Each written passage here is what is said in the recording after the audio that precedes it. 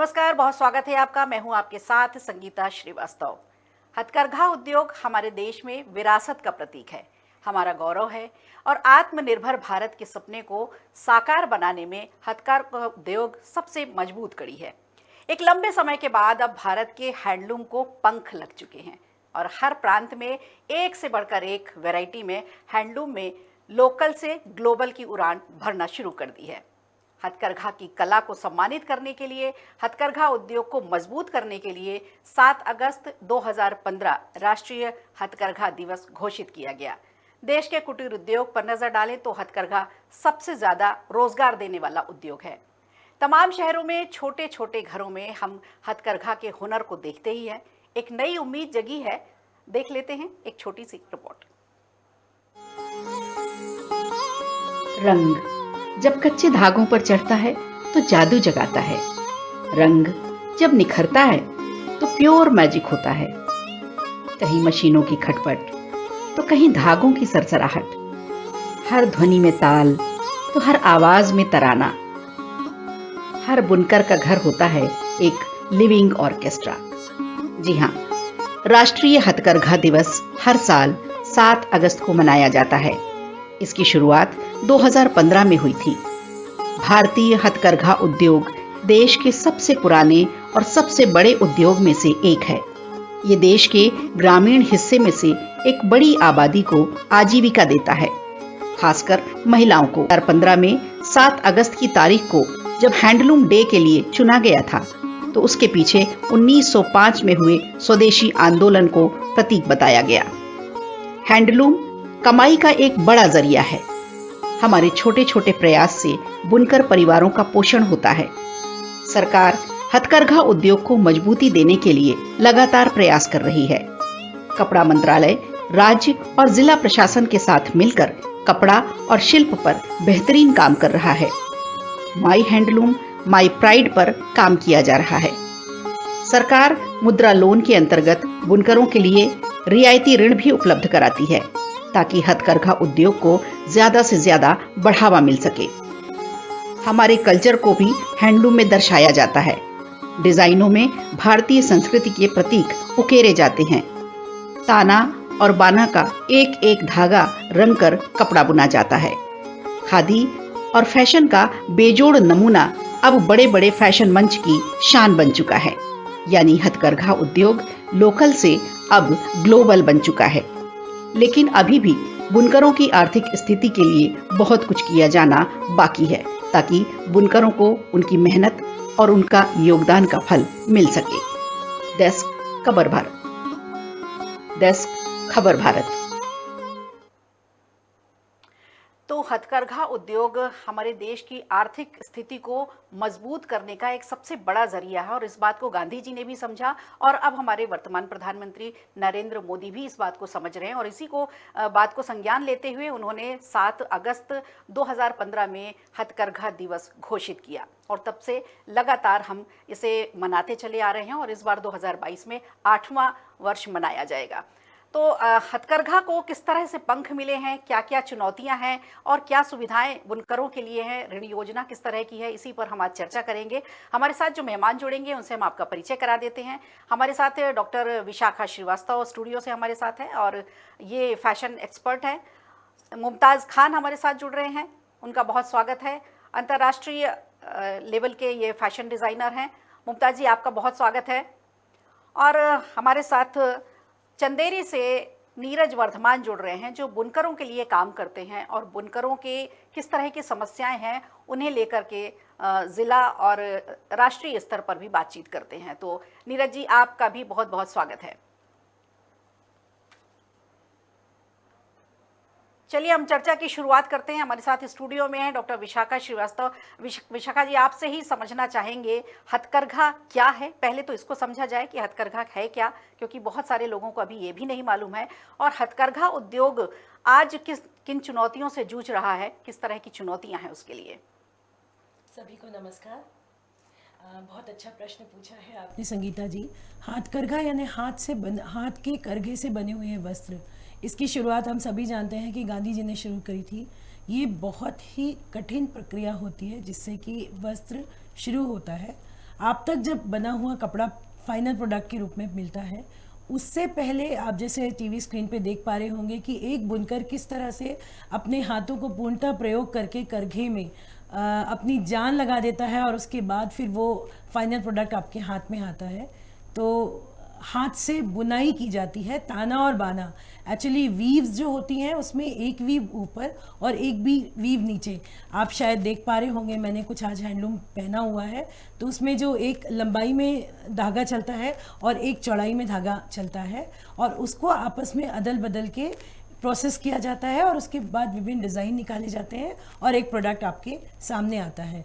जितना प्लेन कपड़ा रहेगा उसमें मेहनत उतनी थोड़ी कम रहती है, पर जिस तरह से अगर उसमें मोटिव्स और प्रिंट बढ़ाते जाएंगे, मेहनत उतनी ही ज़्यादा होती जाती है। बिल्कुल, बहुत मेहनत का काम है, हम लोग देख भी रहे हैं। लेकिन जब से ये पावर लूम आया है, लोग समझ नहीं पाते हैं कि हैंडलूम और पावर लूम में क्या अंतर है, कैसे पहचाना जाए कि ये पावर लूम है और ये हैंडलूम है। हाँ जी, बहुत अच्छा प्रश्न किया है। एक्चुअली ये बहुत कठिन प्रक्रिया है, फिर भी एक जो आसान सी, आप सबसे आसान तरीके से समझ सकते हैं। जब हाथ से बुनाई की प्रक्रिया की जाती है तो उसमें नॉट्स आते हैं, वो नॉट्स विजिबल रहते हैं। एक्चुअली जो मार्केट में प्रोडक्ट होते हैं, जब वो जितने फिनिश रहते हैं आप उसको उतना ही अच्छा समझते हैं, पर बल्कि उल्टा होता है। जब हाथ से बने वस्त्रों को आप देखेंगे तो उसमें आपको विजिबिलिटी पता चलेगी, जहाँ पे नॉट रहती है, यानी गठान जो होती है, जब दो धागों को जोड़ते हैं तो वो गठाने बहुत अच्छे से दिखेगी। जहाँ पे कलर चेंज होता है वो भी आपको दिखाई देगा, इसमें आपको सिमिलैरिटी नहीं दिखाई देगी।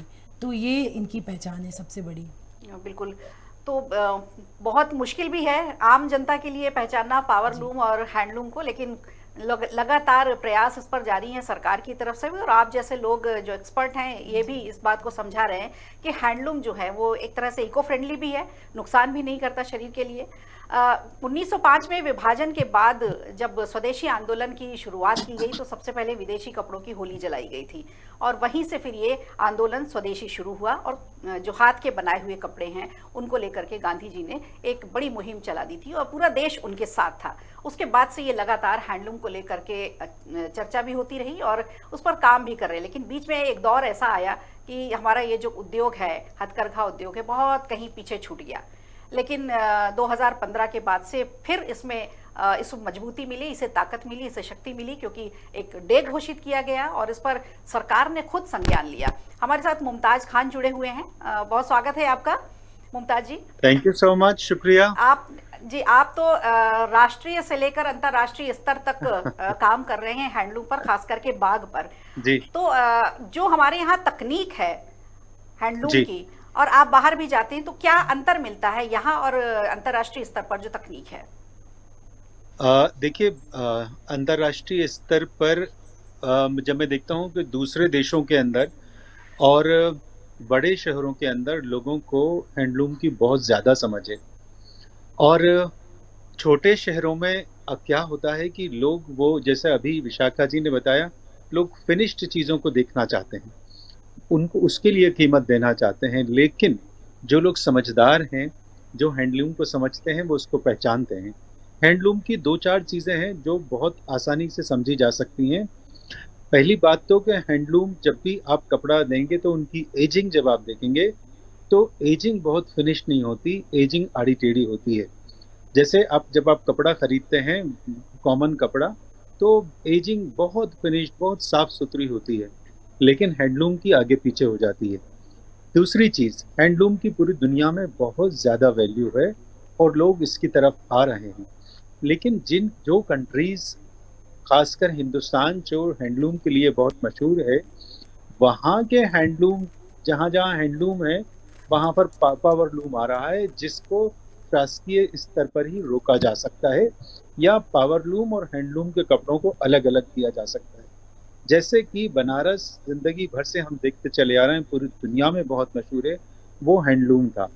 अब पूरे बनारस के अंदर आप देखिए पावर लूम्स लगे हुए हैं और हम उसको हैंडलूम ही कहते हैं। तो पावर लूम से बनाई हुई चीज़ की कीमत अगर 100 रुपये है तो हैंडलूम से बनी हुई चीज़ की कीमत 500 रुपये होगी। इतना फ़र्क होता है, क्योंकि इसमें मेहनत, और एक जो सबसे इम्पॉर्टेंट चीज़ है, मैं हर जगह कहता हूँ, हर फैशन वीक में जाता हूँ, कलेक्शन में ये ज़रूर लिखता हूँ कि हैंडलूम इको फ्रेंडली एक फैब्रिक है, एक वीव है। क्योंकि हैंडलूम, जितने लोग हैंडलूम बना रहे हैं, हैंडलूम में काम कर रहे हैं, वो ज़्यादातर ट्रेडिशनल चीज़ों का इस्तेमाल करते हैं, और जो ट्रेडिशनल चीज़ों का इस्तेमाल कर रहे हैं, वो सारी ट्रेडिशनल चीज़ें वो हैं जो केमिकल से बहुत दूर हैं। तो अगर हैंडलूम को हम अपनाएंगे, तो हम इस धरातल को, इस धरती को, इस एनवायरनमेंट को भी बचाने की बहुत बड़ी कोशिश करते हैं। दूसरी चीज़, जब हम हैंडलूम पहनते हैं तो हम अपनी बॉडी को भी केमिकल से बचाते हैं। केमिकल्स जो खासकर कपड़ों के अंदर होते हैं, वो केमिकल्स हमारे लिए स्किन कैंसर, हेयर की प्रॉब्लम्स, ये सारी चीज़ें बहुत पैदा करते हैं। तो जब आप इको फ्रेंडली पहनेंगे, नॉन केमिकल पहनेंगे, हैंडलूम पहनेंगे, तो वो आपको बहुत सारी चीज़ों से, मुसीबतों से बचाएगा भी। जैसे आप लोगों ने शुरुआत में एक बात कही, मैं वहाँ पर से शुरुआत करना चाह रहा हूँ कि गांधी जी ने ये मुहिम चलाई थी हैंडलूम की। गांधी जी ने हैंडलूम के साथ एक बहुत बड़ी मुहिम चलाई थी जो लोग भूल गए सब। उन्होंने आत्मनिर्भरता की बात कही थी, और खादी और हैंडलूम में आत्मनिर्भरता कैसे थी, तो उन्होंने कहा था कि हम लोग ना बीच से हैंडलूम को अपनाते हैं कि हाँ, हाथ हाथ हाथ करगा से बन रहा है, हैंडलूम से बन रहा है कपड़ा, तो हमारे लिए वो है नहीं।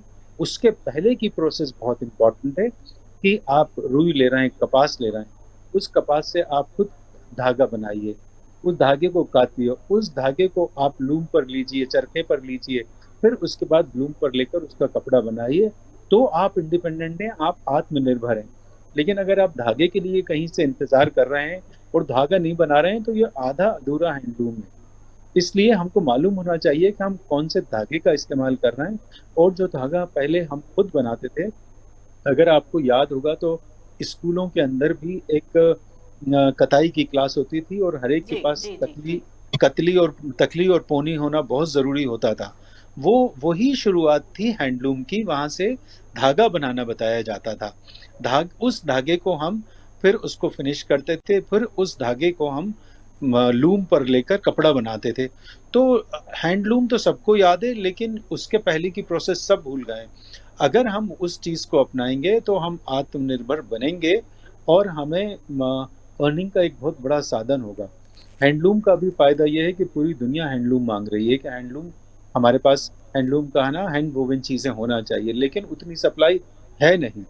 तो अगर ये अवेयरनेस लेकर आए और जगह जगह लूम्स लगाए हैं, और इसकी सप्लाई के अगर हम इंतजाम करें, तो जो सरकारों को फिक्र है कि एम्प्लॉयमेंट पैदा हो, लोग इंडिपेंडेंट बने, लोग पैसा कमाएं, लोगों का जीवन स्तर बढ़े, तो इसके लिए हमको ये लूम्स लगाने पड़ेंगे और धागा बनवाने। देखिए, कपास जो आदमी लेकर आएगा वो एक काम करेगा, उसको एम्प्लॉयमेंट मिलेगा। जो काटेगा, जो उसका धागा बनाएगा, उसको एम्प्लॉयमेंट मिलेगा, वो अपना काम करेगा। जो धागा फिर वीवर्स के पास जाएगा, तो वीवर्स को काम मिलेगा, और वीवर्स जी जो बनाएगा तो वो कपड़ा हमारे पास आएगा। तो एक बहुत बड़ी चेन एम्प्लॉयमेंट की हम पैदा कर सकते हैं, लेकिन जी। इसके लिए थोड़ी तो सी एक समझ की बहुत बड़ी जरूरत है। चेन है और ये, किसान कपास उगाता है, वहां से लेके उपभोक्ता तक किस तरह से एक बिल्कुल। कपड़ा, एक वीव पहुंचता है। उसमें बहुत सारे जी। लोगों का हाथ होता है, बहुत सारे लोगों का रोजगार होता है, बहुत सारे परिवार का पोषण भी होता है। हमारे साथ जी। नीरज जी जुड़े हुए हैं चंदेरी से, उनसे समझ लेते हैं। बहुत जमीनी स्तर पर उतरकर आप बुनकरों के साथ काम करते हैं, किस तरह की चुनौतियां उनके लिए रहती हैं, और जितनी मेहनत उनकी होती है, क्या जितना योगदान वो दे रहे हैं हथकरघा उद्योग को, उतना उन्हें उनकी मेहनत का परिणाम मिल पाता है या नहीं? नमस्कार सभी को। हेलो, जी मेरी जी आवाज पहुंच रही है? जी, आवाज आ रही है, आप बताएं। वैसे हथकरघा के बारे में मुमताज जी ने बहुत अच्छी तरह से आपको बताया है, और ये सच है। चंदेरी की जहां तक बात करते हैं, चंदेरी में जो आज हम लोग धागा इस्तेमाल कर रहे हैं, वो आज की डेट में हम लोग इम्पोर्टेड धागा इस्तेमाल कर रहे हैं। ये जो आप बता रहे थे कि हम लोग जो यहाँ सूत काट के और जो बनाते थे, निश्चित तौर पे वो एक अलग चीज हुआ करती थी, लेकिन अब हम उस चीज से थोड़ा सा पीछे आ गए हैं। चंदेरी की जहां तक बात है, चंदेरी का टाउनशिप का मोस्ट ऑफ जो पीपल है, 70% से ऊपर की आबादी इसी पर डिपेंड करती है, इसी पे ही उनका आजीविका निर्भर करती है। और आज चंदेरी में प्राउडली इस बात को कह सकता हूँ, चंदेरी इकलौता एक ऐसा हैंडलूम इंडस्ट्री है जो 100% हैंडलूम है, जहां पर पावर लूम का कोई गुंजाइश भी नहीं हो। पावर लूम अभी तक उसमें इंटरफेयर नहीं कर पाया है। जैसे आप मैडम बता रही थी कि बस बनारस का जो सीन है, मुमताज ने भी बताया, बनारस में बहुत पावर लूम है, लेकिन चंदेरी में आज तक पावर लूम नहीं आ पाया। सौभाग्य की बात है। आज भी तकरीबन 6,000 लूम हमारे चंदेरी में जो है काम कर रहे हैं। 6,000 लूमों पर बुनाई होती है। वीवर्स डायरेक्टली और इनडायरेक्टली हर तरह से सपरिवार उससे जुड़े हुए हैं। पूरा परिवार उस वीविंग में हिस्सा लेता है और वो परिवार उस पर डिपेंडेंट भी है। और आज चुनौतियां हमको अगर चंदेरी में जो देख पा रहे हैं हम, थोड़ा सा चूंकि हैंडलूम के बारे में मुमताज जी फैशन यूनिवर्सिटी से हैं, वो ज्यादा बेहतर बता सकेंगे। मैं भी तमाम मंचों पे देखता हूँ, थोड़ा सा महंगा लोगों को होता है कि हैंडलूम है, चूंकि हाथ का काम है, जितना काम ज्यादा होगा उतनी उसकी कीमत होगी, तो थोड़ा सा महंगा लगता है। पावर लूम से सीधी चुनौती आज की डेट में चंदेरी को मिल रही है, क्योंकि पावर लूम बहुत सस्ता होने की वजह से वो लोगों को सहज उपलब्ध हो जाता है, और उसकी वजह से लोग महंगा समझ के हैंडलूम से थोड़ा सा कतराते हैं। बट आज हैंडलूम फील जो महसूस करते हैं लोग, वो आप पावर लूम से कहीं नहीं पा सकते। और पावर लूम इंडस्ट्री से चंदेरी को नुकसान बहुत ज्यादा हो रहा है, क्योंकि ये बनारस चंदेरी के नाम से या सूरत से में चंदेरी के नाम से नकली जो बन रहा है, उससे चंदेरी इंडस्ट्री को बहुत नुकसान हो रहा है। इससे सीधा सीधा नीरज जी, एक बहुत वीवर बड़ा है फैक्टर उसके बिचौलियों का भी होता है। बिचौलियों की मैडम, इसमें भूमिका बिचौलियों बहुत का बड़ी मैं होती है। कहूंगा कि इनके साथ में कैसे निपट पाते हैं आप और जी आपके जो नहीं, आप बुनकर हैं? बिचौलिया कहना, मैं जो आपने कहा है बिचौलिया, जी बिचौलियों के बारे में इतना कहूंगा कि बिचौलियों के बगैर भी व्यापार संभव नहीं है, क्योंकि एक बुनकर अच्छा व्यापारी नहीं हो सकता, जी बहुत अच्छा सेल करने वाला नहीं हो सकता, तो उनकी एक महत्वपूर्ण भूमिका होती है। एक जी जी अच्छा जी। बुनकर या लेकिन मास्टर उनकी वीवर जो सीमाएं भी तय होनी इन्वेस्ट कर नहीं चाहिए, सकता। ताकि वो जो जी जिस तरह से वो सामान लेकर जाते हैं, जितनी मेहनत से बनता है, तो बुनकरों को वो चीज नहीं मिल पाती, बल्कि वो बहुत महंगे दामों पर चीजें बेचते हैं। तो सारा जो जी, आप ये जेब सही बात भरती है। है वो बिचौलियों के हिस्से में पहुंच जाता है, बुनकरों के हिस्से में उतना नहीं आ पाता। जी नहीं, ये मैं सहमत हूँ इस बात से कि बिचौलियों के हाथ में बहुत कुछ होता है, क्योंकि बिना एमआरपी की चीज है, आप कितना भी बेचिए, 5,000 की चीज आप 8,000 में भी बेचेंगे तो कोई एमआरपी नहीं है, ये तय है। लेकिन आज अवेयर हैं लोग, ऑनलाइन व्यापार भी चल रहा है, तो लोग ऑनलाइन भी रेट देख लेते हैं। ये सब पे भी काम आज हो रहा है। चंदेरी के काफी जो बुनकर भाई हैं, जो सक्षम हैं, वो आज ऑनलाइन प्लेटफॉर्म पे भी आए हैं, वो लोग अपना ऑनलाइन व्यापार भी कर रहे हैं। तो अब इस दृष्टि से कह सकता हूँ बिचौलियों की भूमिका थोड़ी सी अब कमजोर भी हुई है, और जी लोग अब समझते भी हैं कि जैसा काम होगा वैसा उसको दाम मिलेगा। और आज बिचौलियों के बगैर लेकिन हम इस व्यापार की कल्पना नहीं कर सकते, क्योंकि बिचौलियों की भी भूमिका बहुत ज्यादा होती है। आज डिजाइन पे R&D जो करना है, या जो फैब्रिक पे, कलर्स पे जो भी इन्वेस्ट करना है, या जो आगे काम बढ़ाना है, तो वो बिचौलियों के भरोसे ही हो सकता है। मास्टर वीवर जो है तभी इन्वेस्ट करेगा तो आगे उस पर काम हो पाएगा, अदरवाइज जो ट्रेडिशनली बन रहा है वो बनता रहेगा। आज कई डिजाइनर्स, मुमताज भाई जैसे लोग अभी बाग पे काम कर रहे हैं, ऐसा कभी चंदेरी पे भी फोकस करेंगे तो वो भी कुछ ना कुछ नया बनवाएंगे, और उसमें कहीं ना कहीं उनको जरूरत पड़ेगी उन बिचौलियों की। जी बिल्कुल। सीधा आप वीवर से आप विशाखा नहीं जी उस से पर हम समझ एक्सपेरिमेंट लेते करा हैं सकते। कि अब जैसे यूथ है, ये अब फैशन शो में भी बहुत सारा हैंडलूम पर काम होता है, बहुत सारी जैकेट्स होती हैं, जेंट्स के लिए कुर्ते भी होते हैं, साड़ियाँ तो हम हैंडलूम के नाम पे सिर्फ साड़ियों को ही जानते हैं, लेकिन हर तरह के वस्त्र पहने जाते हैं। अगर यूथ जुड़ना चाहे तो उसके लिए क्या क्या मंच है और वो कैसे जुड़े? हाँ जी, एक्चुअली हमारे यहाँ अवेयरनेस बहुत ज़्यादा है, गवर्नमेंट भी काम कर रही है, पर होता क्या है, इंटरेस्ट को लोगों में ये जागृत करना कि नहीं, ये जो कपड़े हैं ये भी आप पहन सकते हैं, ये भी उतनी ही ट्रेंडी हो सकते हैं जितना कि आप और दूसरे कपड़ों को अपना रहे हैं। क्या होता है, विदेशी सभ्यता को बहुत जल्दी अपना लिया जाता है और देशी चीज़ों को लोकल अपना घर का समझ के छोड़ दिया जाता है। कहते हैं ना, घर की मुर्गी दाल बराबर। तो वही चीज़ हैंडलूम के साथ हो रही है, जबकि जैसा कि मुमताज़ जी ने बताया कि विदेशों में हैंडलूम की इतनी मांग है जिसका आप सोच नहीं सकते। तो हम हैंडलूम कहाँ जा रहा है, विदेशों तक, पर देश में हम अपना जो यूथ है, जो युवा है, उसको किस तरह से इससे जोड़े, उसका एक ही तरीका हो सकता है। डिज़ाइनर्स काम कर रहे हैं और कंटिन्यू काम हो रहा है, पर ट्रेंडी से ट्रेंडी कपड़ों को बच्चों के लिए बनाया जाए। स्कर्ट्स हो गए, क्रॉप टॉप्स हो गए, मेरा कहना है कि हेडगियर्स पे क्यों नहीं आते हैं हम। एक्सेसरीज़ भी आजकल खूब बन रही है, पर क्या होता है, दायरा सीमित हो जाता है, उसी दायरे को बढ़ा दिया जाए और हैंडलूम में जितने भी क्राइटेरिया हैं उन क्राइटेरिया को इंक्लूड करते हुए सभी से ट्रेंडी गारमेंट्स को खासकर यूथ को टारगेट करते हुए यदि हम गारमेंट को डिज़ाइन करें, 100% यूथ जुड़ेगा। बिल्कुल। मुमताज जी, थोड़ा सा आपसे ये समझेंगे, बहुत बड़े बड़े फैशन शोज आप करते हैं, ऑर्गेनाइज करते हैं, राष्ट्रीय और अंतर्राष्ट्रीय स्तर पर भी। माई हैंडलूम माई प्राइड की एक मुहिम चली थी और उसके बाद कैबिनेट मंत्री स्मृति ईरानी और अभिनेत्री और सांसद जो हेमा मालिनी हैं, इन लोगों ने भी आई वियर हैंडलूम का एक हैशटैग लगा करके बहुत सारी फोटो पोस्ट की थी। सोशल मीडिया का ज़माना है। इसके बाद से एक जो महिलाएं हैं और जो यूथ लड़कियां हैं, उनमें भी एक जागरूकता इसके लिए आई है। कहीं ये जो मुहिम चली है, जो जागरूकता अभियान चलाया गया हैंडलूम को लेकर के, उसका असर आज के समाज में देखने को मिलता है आपको? कहाँ से कहाँ पहुंची है ये हैंडलूम? देखिए, हैंडलूम का तो बहुत एक चीज़ हमको मानना पड़ेगी कि हैंडलूम महंगा होता है, और दूसरी बात हैंडलूम फॉर क्लास है। मतलब आम आदमी के लिए नहीं है, क्योंकि आम आदमी ऐसे कपड़े पहनना चाहता है जो वो आज सुबह पहने तो रात तक पहना रहे या दूसरे दिन भी पहन ले। लेकिन हैंडलूम ऐसा नहीं होता कि सुबह पहना और रात तक पहने रहें। उसको मेंटेन करना भी मुश्किल है, या उसको जिस तरह वॉशिंग मशीन में या कूट के कपड़ा धोते हैं, उसको उस तरह धोया भी नहीं जा सकता। तो ये एक डेलिकेट कपड़ा है, इसकी देखभाल भी उतनी ज़रूरी है। तो लेकिन क्योंकि हैंडलूम महंगा है, वो हर एक की रेंज में तो नहीं है। और दूसरी बात, अगर हिंदुस्तान में ही सिर्फ अगर हर आदमी हैंडलूम पहनने लगेगा तो वो हम उतना सप्लाई है ही नहीं, हो ही नहीं सकता। इम्पॉसिबल है कि हिंदुस्तान का हर आदमी हैंडलूम पहन ले, क्योंकि फिर बनाने वाले उतने ज़्यादा होने चाहिए।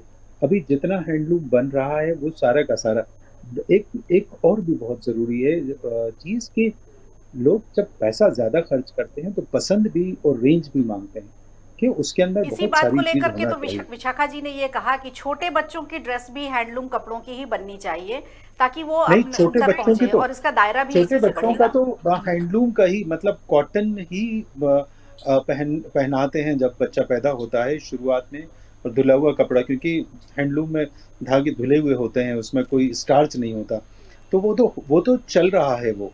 लेकिन बात जैसे अभी आप लोग कह रहे थे यूथ्स में कैसे लेकर आएंगे, तो देखिए यूथ्स जो है ना बहुत मेहनत करते हैं, पढ़ाई कर रहे हैं और दिन भर यूनिफॉर्म पहनते हैं स्कूल और कॉलेज के अंदर। उसके बाद उनको इस बात को प्रैक्टिकली मानना चाहिए, उनको बहुत कंफर्टेबल ड्रेस चाहिए। और इसमें कोई देश और विदेश की बात नहीं होती कि वो विदेशी फैशन पसंद करते हैं, ये कुछ नहीं है। वो कंफर्टेबल ड्रेस चाहते हैं इतनी देर यूनिफॉर्म पहनने के बाद।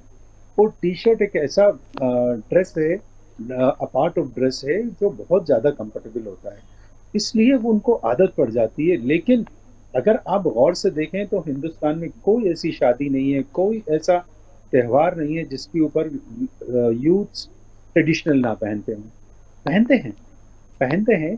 अब जी, बस एक चलते चीज चलते क्या एक हो नीरज जाती जी है। से सवाल ले लेते हैं। मुमताज जी, वक्त की कमी है समय की जी बाउंडेशन जी रहती है। एक नीरज जी से आखिरी सवाल ले लेते हैं। नीरज जी, आप बुनकरों के साथ मिलकर काम करते हैं।